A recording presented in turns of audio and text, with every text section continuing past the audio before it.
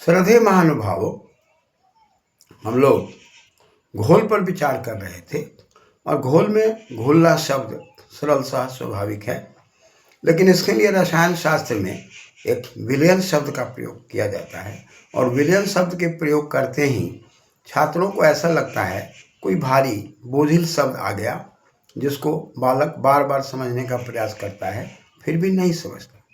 लेकिन जैसे ही हम कह देते हैं बी उपसर्ग है, ली धातु द्रवीकरण अर्थ में है, जिसको द्रव में परिणत किया जाए उसको द्रवीकरण कहते हैं।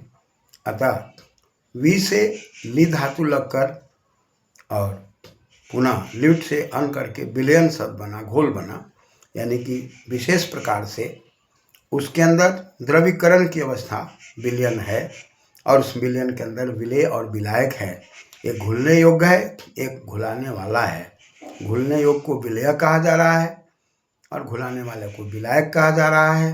अतः उदाहरण के रूप में चीनी को हम विलय कह दें और जल को विलायक कह दें तो विलय और विलायक से बना हुआ पदार्थ घोल है, जिसको हम विलयन कहते हैं। और इस विलयन में 3 प्रकार की स्थिति पैदा होती है। जब ना घुलता है तो संतृप्त है, और घुलता जाता है तो असंतृप्त है, और गर्म करने के बाद पुनः घुलता है तो अति संतृप्त है।